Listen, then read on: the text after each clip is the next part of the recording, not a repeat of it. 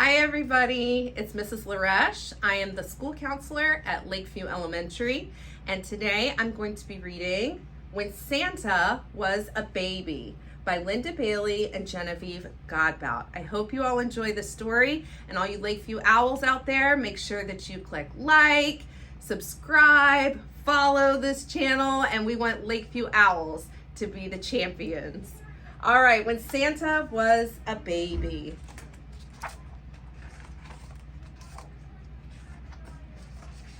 When Santa was a baby, he was soft and round and cuddly, and his parents thought he was wonderful. "Look at those dimples," said his dad, "how merry. And his dear little nose," said his mom, "like a cherry." "Kitchy, kitchy, coo," they said together, and waited for Santa to make a baby sound. A sweet little gurgle, a gentle coo. "Ho, ho, ho," boomed baby Santa in a voice that rattled the windows. "Oh my," said his parents, leaping back. "What was that?" Little Santa smiled his first smile, and his parents were thrilled. "He doesn't have the usual baby voice," said his dad, "but it's good and strong, isn't it?" "It's special," said his mom, "just like him." The years went by and Santa grew older. He began to learn his colors. Right from the start, he liked red best. "What about those dandy blue pajamas from Aunt Mabel?" said his mom. Santa shook his head. "Want red." "Of course you do," said his dad, "but blue is nice too." "Want red," said little Santa. His parents put the blue pajamas in a drawer. "Maybe he'll be a firefighter," said his mom. On his next birthday, Santa got a beautiful red fire truck from his mom and dad. He got a rocking horse from Grandma, a puzzle from Uncle Ned, and a pair of yellow pajamas from Aunt Mabel. What a lovely time Santa had opening his presents. He had an even lovelier time wrapping them up again and putting them in a sack. "What's he doing?" asked his mom. "Beats me," said his dad. They watched in amazement as Santa rode down the street, giving away his presents to all the boys and girls. "Did you ever see anything like it?" said Santa's mom. His dad shook his head. What a generous child. On his next birthday, Santa asked for a horse. Well, it wasn't exactly a horse. He said it was like a horse, except it had horns and could pull a flying sled. His parents didn't understand, so they asked him to draw it. "Do you think it's a unicorn?" said Santa's dad, scratching his head. "A unicorn?" said his mom. "Now where are we supposed to get one of those?"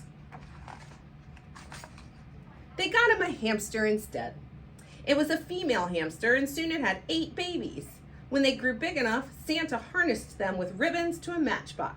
He put tiny presents in the matchbox and trained the hamsters to pull it around the house. "Listen," said his mom, "he's calling them by name." "Dasher," said Santa, "and Dancer and Comet, and Blixen. No, Vixen."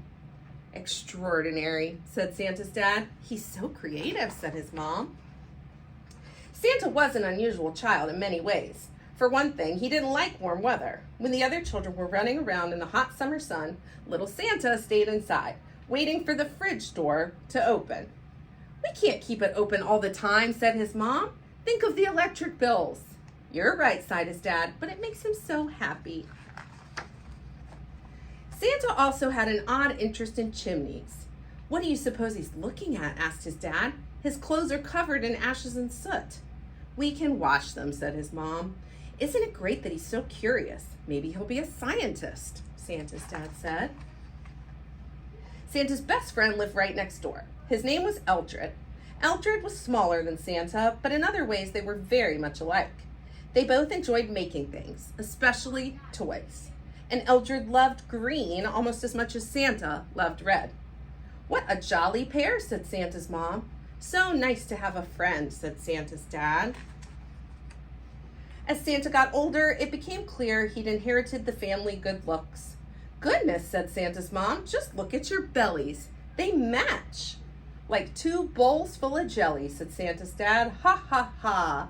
"Hee, hee, hee," said Santa's mom. "Ho, ho, ho," boomed Santa. When Santa became a teenager, he continued to be unusual. He knew his own mind. He didn't always fit in with the crowd, but his parents thought he was wonderful. As for the rest of the story, well, you can probably guess. Santa followed his childhood dreams. He moved to the North Pole where it's very cold. He built a toy making workshop and brought in a crew of elves to help. He got a big, beautiful sleigh and trained 8 reindeer to pull it. And once a year, he travels around the world, climbing down chimneys to leave gifts for boys and girls. His parents are so proud they could burst. Every Christmas Eve, they listen for his sleigh bells. They wave and blow kisses as Santa dips lower over their house. It's what we always thought he'd do, says his mom.